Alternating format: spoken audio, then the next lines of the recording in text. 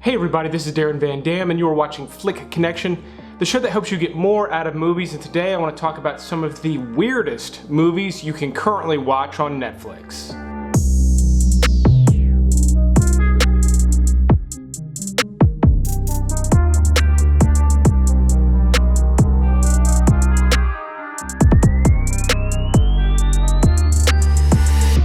So I love weird. I love weird movies, I love weird clothes. By the way, if you like this shirt, there's a link in the description. I know some of you are gonna ask, because you do every time I wear this shirt. Also, this video is sponsored by CyberGhost VPN. We'll talk more about their service and how you can watch more movies on Netflix using them later in the video. But let's go ahead and start with my number 20 pick, which was kind of a disappointment for me, but after revisiting it, it still is kind of like a cool midnight movie. It's called Lockout. Now, this is an action movie in space starring Guy Pearce. Now, Guy Pearce is one of my favorite actors working today. He's a total chameleon. He's always different. I love that about him, and he's very different here, and they tried to do the sort of action star thing that they do with these aging actors like Liam Neeson. Hell, they even got the girl from Taken to play in this, and it doesn't work ultimately, but it's still kind of cool. It's about this prison in space. The president's daughter gets held captive there, which I can't imagine the president's daughter getting held hostage at a prison under any circumstances whatsoever in the history of the world. But then Guy Pearce gets called in to pull off like a Die Hard situation and break in there and sneak around and save her.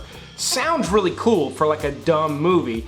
And there's parts of it that don't work, but there are some really cool performances, and it's just kind of an interesting idea that fell a little bit flat. That's why it's all the way back at number 20. But if you've never seen it, especially for like a late night pick that's just sort of like a mindless action movie that's surprisingly kind of cool, Lockout's a pretty good pick.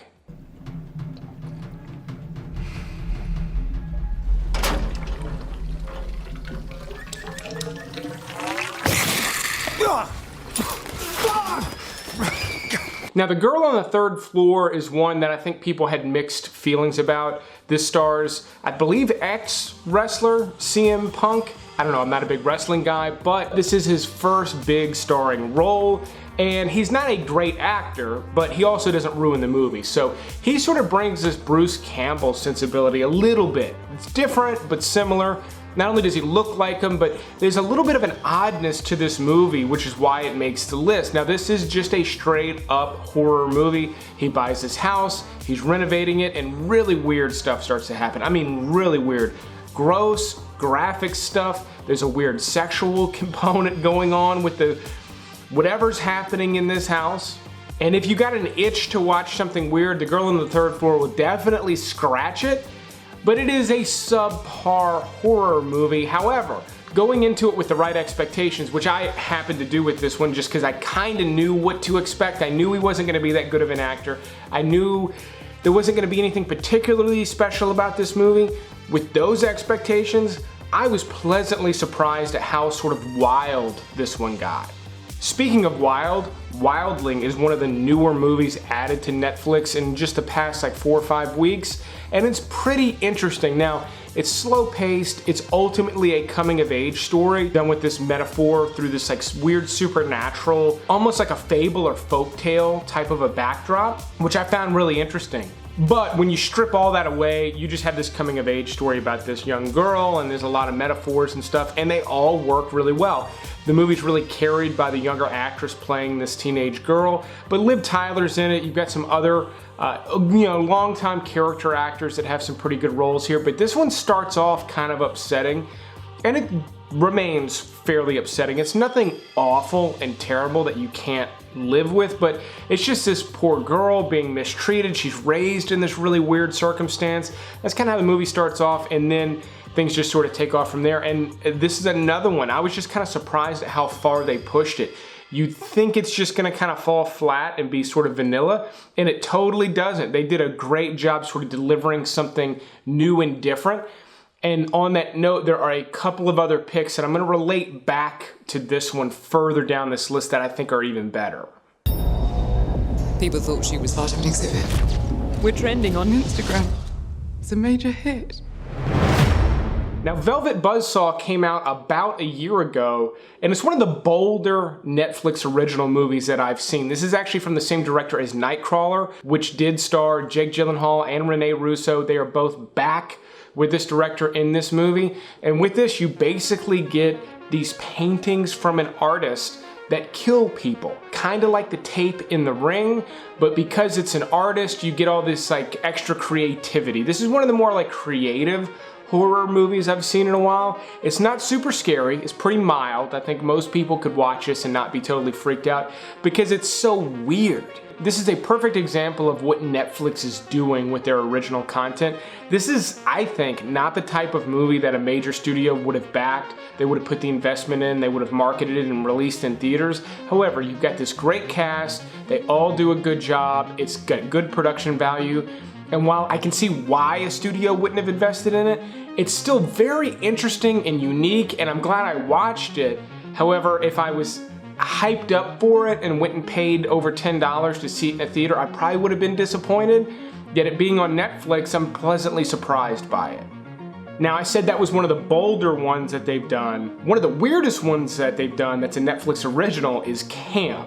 Now, I honestly can't believe this even got made, and I mean that in the best way possible. This was no doubt a very difficult movie to finance and get made because it is so strange. Even just on paper, this seems like a weird concept that's not going to work, and it surprisingly does. Now, I did feel like it kind of feels like an extended short film, yet it still worked. I didn't feel like it was necessarily overlong, but the concept is you've got what's known as a cam girl, which is basically an independent porn star. She just works from home and has a webcam. However, there are some very weird, dark things happening that may be psychological, maybe supernatural, you don't know, it's hard to tell as the movie progresses. But this one did feel very much like an episode of Black Mirror to me. If you like that show, you should definitely check out this movie. If you don't like that show, this is probably not going to be the movie for you. But I know it's sort of been hiding out. A lot of people still don't know about this. It is a very adult movie. It's very sexually charged, but just surprisingly clever too. Like, I did not expect this movie to be as smart and clever as it was, and it deals with some fairly heavy issues as well. I was kind of surprised by it. Hiding is out. We are never getting out of here alive.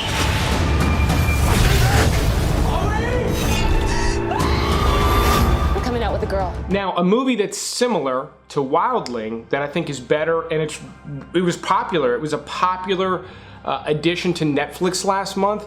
That's Freaks. Now, in this one, Emile Hirsch plays a father, and I think this is one of his best performances. Not necessarily one of his best roles. I mean, he's worked with some amazing directors. Hell, he was just in Once Upon a Time in Hollywood, but he really brought some intensity to this role because he's this father who is controlling his daughter. He's keeping her indoors. It's intense. This one can be upsetting for that reason as well, but most of the movie, and in fact the first half, you're trying to figure out why. What is going on? Is there something happening outside? Is he psychotic? What is going on?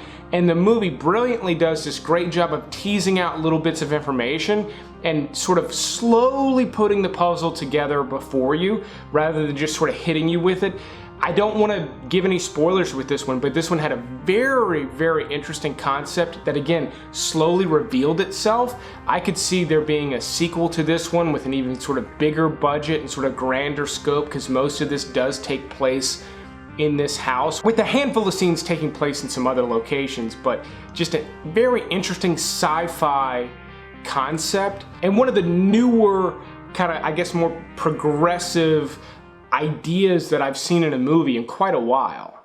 Hi. Hey. Supposed to be in Milwaukee killing your husband. So why are you here? Murder's wrong, Sharon. You're a hitman. Nobody's perfect. Now, for a complete change of pace, I'm going with one of my all-time, I'm gonna go ahead and say all-time favorite romantic comedies that just happens to also have a really weird twist to it. That's Mr. Right. Now, this stars Anna Kendrick, because she's in half the romantic comedies that they make nowadays, but it also stars Sam Rockwell, who again is one of my favorite actors working today. I love everything this man does, and Mr. Right is no exception. In this, he plays a hitman, sort of a John Wick level hitman. Now, this isn't a hard-hitting action movie, although there are some fun shootouts and stuff in it, but he has sort of that bullet dodger quality that John Wick has, and he begins this relationship with Anna Kendrick. There's a very interesting twist that I don't want to totally spoil, but there's sort of this clever little gimmick with his character that just not only makes this movie fun, but also plants it squarely here on this list as being really weird. But this is a very, very fun date night movie to watch. If it's been a while since you've had a date because you've been under quarantine, make it a fun date night. Order some food, cook some food, and watch this movie. It'll be a good time. It's just enjoyable for like movie lovers, people who love action, people who love romantic comedies. It's just very, very well-rounded. All right, for a movie that's not quite The Nightmare Before Christmas, Corpse Bride is done by the same animation crew with Tim Burton's involvement, and it's got a lot of the qualities of The Nightmare Before Christmas, and it in some ways is almost a better story and better movie. It just doesn't quite have the pop culture impact that The Nightmare Before Christmas had. There's not Corpse Bride merch flying off the shelves at Hot Topic, but it's still a very clever, interesting movie. While it is animated, I do not recommend watching this with very small children because it's very, very dark natured, but it almost has more in common with Beetlejuice than The Nightmare Before Christmas, which I think is kind of cool because I love that movie too. So if it's been a while since you've seen it, you probably forgot how kind of cool and weird this one is, but it's currently on Netflix. Okay, one of the more, I think, misunderstood movies on this list, and if you did not like it, I'm not necessarily encouraging you to go revisit it, but The Bad Batch was a very, very interesting movie, but it stars Jason Momoa, who is this very famous actor, obviously, and I think because he was in this post-apocalyptic, cool movie that also has a Jim Carrey cameo that, you know, he's almost unrecognizable in this movie. In fact, I know a lot of you probably saw this and had no idea Jim Carrey was even in it. The wrong people watched it. Meaning it's an art film and it's not really for everybody, but if you like more interesting, clever, different is a big word, different movies, this one I think has a lot of value. It's slow paced because there's not a ton of dialogue. Most of the storytelling is done visually, which I personally appreciate. I think that's a lot harder to pull off. Not much is explained in terms of the state of the world, but we just know that people are banished into this sort of desert wasteland and they're trying to survive. They are killing each other very much in like a post-apocalyptic fashion, but they're also building like societies and stuff. It's just really beautifully shot. The costumes are wild and interesting looking. The characters are, while they're all quiet-natured, they're all interesting. Keanu Reeves has a really bizarre role for him. So if any of that is interesting you, you should definitely check this movie out. But if you don't like weirder movies, one, I don't know why you're watching this video, but two, this one's definitely not gonna be for you. And then we close off my bottom 10 with The Wicker Man. Now this is not the Nicolas Cage version. Open my eyes! Eyes! This is the original from 1973. This one has more in common with last year's Midsommar than it does with the remake of Wicker Man. Midsommar's almost a remake of the original Wicker Man in a lot of ways. Now, I don't want to give away any major spoilers, but in terms of tone, not only is this one super weird, it's slow paced. It's about a police officer who goes to this remote island off the coast of Scotland that's sort of run by this quote unquote lord, and there's all sorts of weird stuff going on there, but he's just investigating a missing girl, and he just goes down this pretty wild rabbit hole. This movie's very famous for its, I don't even want to say ending, but its conclusion. That's really what this movie is known for, but there's a lot of weirdness in between, like a lot of weirdness. If you want to watch like vintage weird, The Wicker Man is the way to go. Now, before moving on to my top 10, CyberGhost VPN has been a sponsor on the show for a while, and I love talking about them because you guys keep signing up, and I know that you're getting more access to more and more movies with CyberGhost. So it's a VPN service. It keeps your web browsing secure and safe, but it also has specialized servers within its long list of servers that are optimized for Netflix and Hulu and Prime Video. And it allows you to access those services in other countries where there are lots of other movies available. So just by simply jumping from server to server, you've got an entirely new Netflix library library to pick from. Likewise, if you're in another country and you don't have access to all the movies I talk about on this channel, CyberGhost is a great way to access American Netflix. You can use it simultaneously on up to 7 devices, and it includes devices like Android, Apple, Windows, Linux, Fire Stick, Chrome. They have an excellent 45-day money-back guarantee, so if you don't feel like you're even using it, maybe it works for you, but you just don't use it, get your money back. And they have great 24/7 customer support, and right now you can get it for as low as $275 a month when you use the link in the description. I have been using it for a while. I know a lot of you have as well. So check out the link in the description and access more movies, more shows. If you feel like you're running out of stuff to watch in quarantine, this could be a great way to beat the boredom.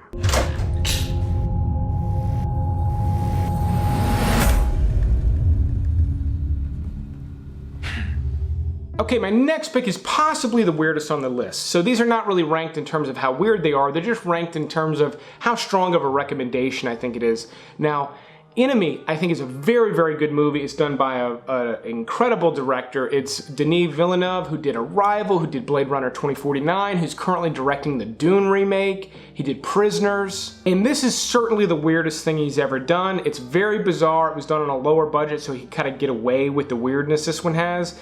In this one, Jake Gyllenhaal plays a guy who discovers that he has a doppelganger, like a true doppelganger. He sees him in a movie, tracks him down, they begin to communicate, and that's the least weird part of this movie. It gets very, very bizarre. A lot of metaphors in this one.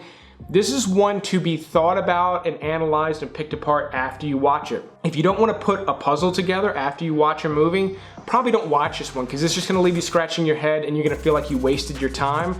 If you want to put a puzzle together, this is a puzzle you can put together. If you're bored and you want to think about something for days after you watch it, watch Enemy. Now, Magnolia is directed by Paul Thomas Anderson, and this is the one he did after Boogie Nights. That movie was such a hit, it was so popular and so well reviewed that the studio gave him director's cut, final cut. He could write whatever he wanted and they were gonna fund it. And he wrote this really weird movie that involves all these different stories of all these different people and their lives intersect. There's a lot of movies like that, and I typically don't like that form of storytelling because it's kind of sloppy. And it is sloppy here too, it's just the nature of it.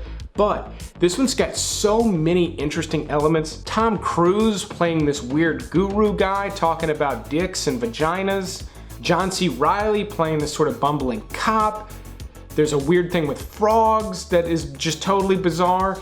All the stories are so unique and clever, and there's so many good performances in this one, but this one just gets really bizarre, and I love it for it. Now, it's long-winded. It's a really sort of almost grueling movie to watch, but if you got some time to kill and you want to watch something weird, you clicked on this one and you just want to watch something with this bizarre flavor that's unlike anything else, Magnolia is a great way to go, especially if you love Paul Thomas Anderson's other movies. We know you well, Mr. Curtis. We've been watching you. Precisely 74% of you shall die. Snowpiercer is one that has been on Netflix for a very long time. This is from the same director as Parasite. It's a crazy, wild sci-fi movie about this dystopian future. The whole world is iced over and dead, and the only people still alive are on this speeding train because it's the only thing that's like generating energy. It doesn't make a lot of sense, but it somehow works. And it's absolutely about class warfare, whereas I think Parasite maybe went a little bit deeper and was about more than class warfare. That's kind of what it seemed to be at the surface, but there was something else there.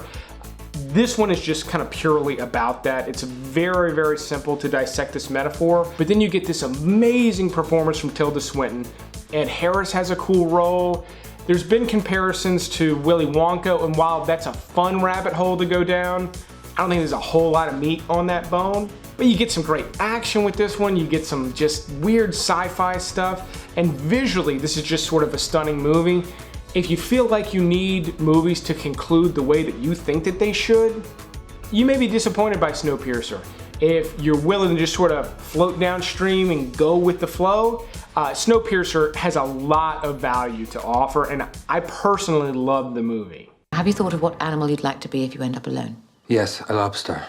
A lobster is an excellent choice. Now, the Lobster is quintessential weird. This one is just weird in its purest form. It's this weird alternate reality where if you haven't coupled up by a certain age, you go to this fancy retreat and they try to force you to meet someone and couple up, and if you don't, at the end of your stay, you're turned into an animal. Colin Farrell plays a really great role here, and he decides he wants to turn into a lobster if he in fact does not couple up.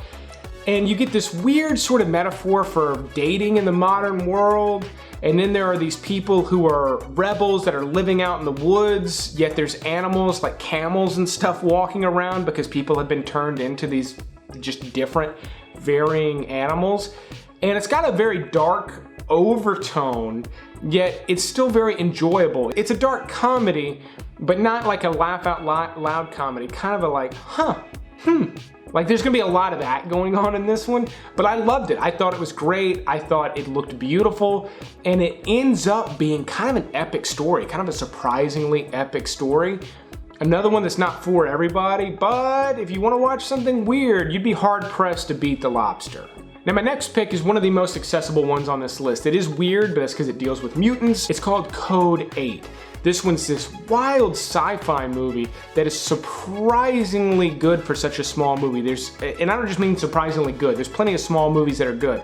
This one is packed with surprises. I couldn't believe some of the stuff that they did in what is an otherwise fairly small production when you compare it to other mutant movies like the X-Men movies. Speaking of which, I found this to be much better than some of the more recent X-Men movies, and there are some comparisons to be made, but this one just felt better. It felt like I was following the story and I was invested in the characters much more than some of the big budget action movies, and you get some amazing visual effects and some action stuff. Like, it's just a surprise of a movie. If you haven't watched it yet, they only just recently added it a few weeks ago, but don't sleep on it. Watch it soon, especially if you clicked on this video. Now, probably the most viewed one that I have on this list is Spider-Man Into the Spider-Verse, and the only reason I even bothered to list it, because I normally go for more of the hidden gem type of stuff, as I'm sure there are some people that avoided this movie because they're tired of the superhero stuff that would otherwise love it, because this is a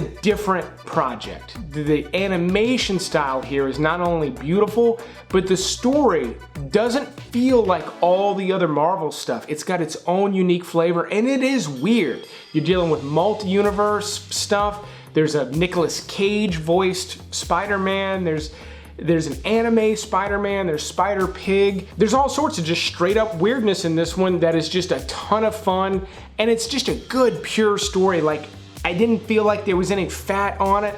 It's just really well told. It's for one of these animated comic book movies, it's one of the best that I've ever seen. The Invitation is one that I used to talk about on this channel a lot. In fact, I talked about it so much that I had to retire it, so apologies to any long-time viewers. Yet I probably have about 100,000 more subscribers than I did the last time I talked about The Invitation. So, with this, you get this guy who goes to his ex-wife's house for a dinner party, which already sounds like a bad idea. Yet, when he gets there, everyone's acting very strange and, for lack of a better word, kind of culty. And he's trying to figure out, is some of this in his head because he doesn't want to be there and he doesn't like these people, or is something really weird going on, or is something really nefarious going on? And the movie is directed in such a way that you go along on that ride with him, where you're constantly questioning your own thoughts just as much as he is. I thought that was brilliant, and this one ultimately had a great payoff to it. It's a slow-paced movie, but it's interesting the whole way through, so I don't think you're gonna get bored. This is one of my personal favorite ones on the list, and it's one of my favorite little hidden gems on Netflix to talk about and recommend. Now, what I think will be one of the best Netflix original movies to have come out in 2020 is The Platform. Now, this one just came out, I believe, about a month ago, maybe two, and it's wild. And it works. Now, this one is, again, sci-fi. So it's basically about this prison with 2 people per cell that are in this stack, and a platform lowers down, loaded with food, yet you have to eat what the people above did not eat. That's the setup. Now the movie does a very good job of explaining more details within the first like 15 minutes or so, and then the story begins to take shape, and it's pretty epic. It's really wild. If you like the movie Cube, this is a must watch. As with all of these weird picks, heavy metaphors in this one, but they work pretty well. Now, it's very stripped down and streamlined in this basic concept without all the variables that real life can have, but still a very interesting concept with some interesting details going on in it. If you've not watched it yet, it is foreign language. You can watch it dubbed. The dubbing isn't bad. I do recommend watching it with the subtitles. It's a very engaging story, so it's gonna be hard for you to fall out of this one and get disengaged with it. That time, I thought I was the only one who ate spaghetti that way. Me and my dad. Later, of course, I found out that everyone eats spaghetti the exact same way. Now my number 2 pick is done from the same director as The Lobster, and it also stars Colin Farrell. It's one of the weirdest things on Netflix right now, and honestly one of the weirdest movies to have come out in recent memory. That's The Killing of a Sacred Deer. Now, while I have this one at my number 2 pick, it's a very strong recommendation for some people, and I highly recommend that some of you do not watch this movie. It's that weird. It's very dark, but I think fans of Stanley Kubrick, especially big fans of Stanley Kubrick, will like this movie. Now, I'm not comparing it directly to Stanley Kubrick. There's a lot of differences, but I think you'll be surprised at how many similarities there are. It's got a very bizarre tone to it, and while I'd love to go into details as to what it's about, I really don't want to spoil it because this one again sort of unfolds slowly and you're just like, what?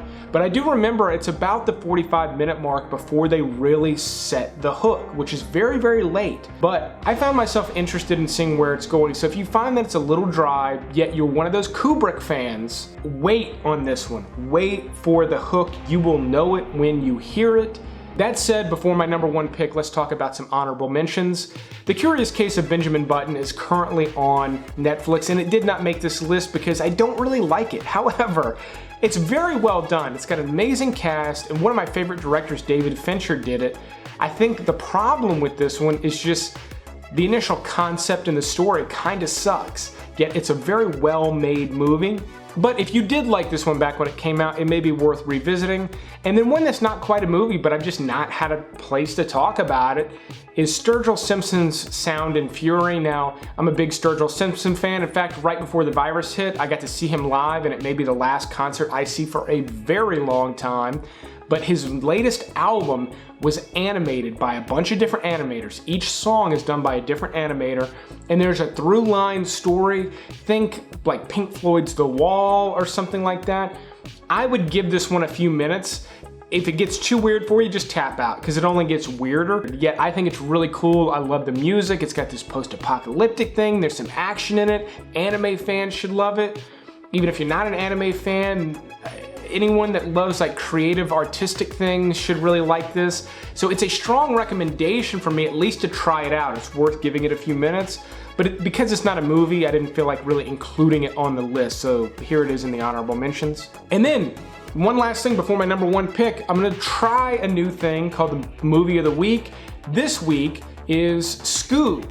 This is the only new release movie to have come out in recent weeks, and it's certainly the only thing to watch with your kids in terms of new releases. This is an animated Scooby-Doo movie. It's beautifully animated, it looks modern, but I watched it with the kids and had a great time, and right now I'm doing a partnership with Row 8, which is a streaming service where you can rent movies. The cool thing about Row 8 is they have a love it guarantee. So if you turn any movie off within the first 30 minutes, you can rent another one on the house. So check out the Row 8 link in the description and you will save $2 off your first movie. So it's a cheaper new release than anywhere else online right now. And then my viewers, when you use this code, it's also in the description, you'll get an additional $2 off your next rental.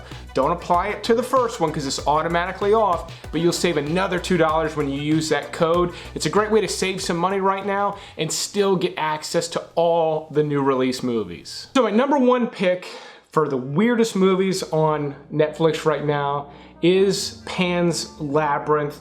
I know that's one a lot of you have probably seen, but man, is this a good movie. Not only does it have a good core story without the fantasy elements, but then the fantasy elements, the way they branch out, are very clever and unique. Feels like something that's been around for a long time, yet it's this original work by Guillermo del Toro. And in addition to all of that great stuff, the practical effects and the costumes and everything, so much of what you see in this movie is real and it's in camera.